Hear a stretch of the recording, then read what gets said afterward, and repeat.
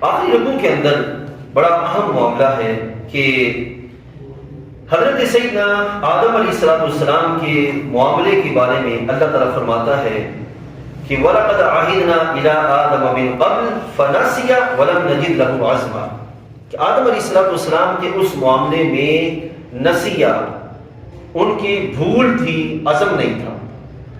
گناہ اور خطا میں فرق ہے کہ گناہ جو ہوتا ہے اس میں ارادہ پایا جاتا ہے نافرمانی کا، اور جو خطا ہوتی ہے اس میں ارادہ نافرمانی نہیں ہوتا۔ اور آدم علیہ السلام سے جو معاملہ ہوا وہ ارادہ نافرمانی سے ہٹ کے تھا، اس واسطے ان سے گناہ نہیں۔ ٹھیک ہے، آدم علیہ السلام کی طرف گناہ کی نسبت جو ہے وہ نہیں کی جائے گی، یہ قرآن مجید میں اللہ تعالیٰ نے بیان فرما دیا۔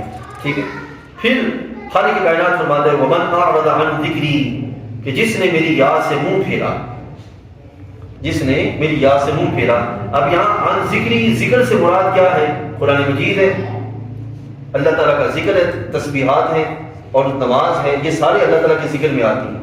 ٹھیک ہے، اب میں یہاں رک کے یہ بات آپ کے سامنے رکھنا چاہوں گا کہ ایک لمحے کے لیے سوچئے، اللہ تعالیٰ نے رمضان شریف اور رمضان شریف کے علاوہ نماز پنجگانہ فرض کی ہے۔ کئی لوگ ایسے ہیں جو رمضان میں بھی نماز عشاء نہیں پڑھتے۔ آپ دیکھ رہے ہیں ایک بار گلی محلے میں آواز آ رہی ہے، تراویح نہیں پڑھتے، نماز نہیں پڑھتے۔ آپ خود سوچیں ایک لمحے کے لیے کہ اللہ تعالیٰ نے رمضان دیا، سارے وہ نیکیوں کے اسباب عطا کیے، سارا ماحول دیا، اب اگر بندہ یہ ساری چیزیں ہونے کے باوجود نماز نہیں پڑھتا تو اس کا نتیجہ کیا نکلے گا؟ حدیث میں آتا ہے نبی علیہ السلام نے فرمایا کہ جو رمضان پا کر بھی اللہ کی رضا حاصل نہ کر سکا وہ تباہ ہو گیا۔ اب ایک بندے نے رمضان شریف کے اندر بھی نیکیوں کے لیے کوشش نہیں کرنی، رمضان کے ماحول میں جب اللہ تعالیٰ نیکیوں کا پورا سلسلہ کھولے ہوئے ہے تو پھر رمضان کے علاوہ کیا وہ کرے گا؟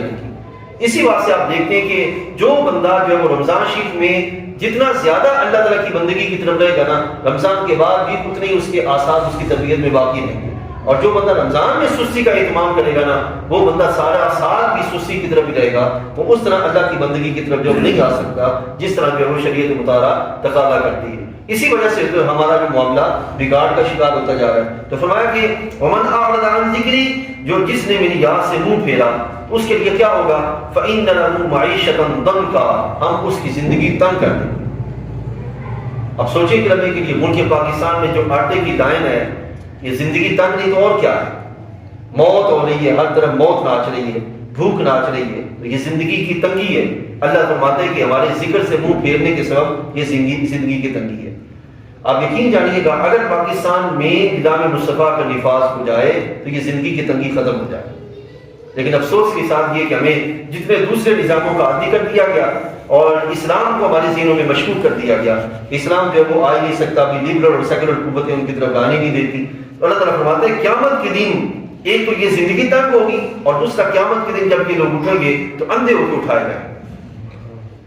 یہ لوگ اٹھیں گے دنیا میں آنکھوں والے، قیامت کے دن جب اٹھیں گے تو اندھے ہو کے اٹھیں گے، پوچھیں گے اے اللہ ہم تو آنکھوں والے تھے، اب اندھے کیوں کر دیے گئے؟ اللہ تعالیٰ فرمائے گا کذالک اتتک آیاتنا فنسیتها وکذالک اليوم تنسی، کہ یوں ہی تیرے پاس ہماری آیتیں آئی تھیں، تو نے آیتوں کو بھلا دیا۔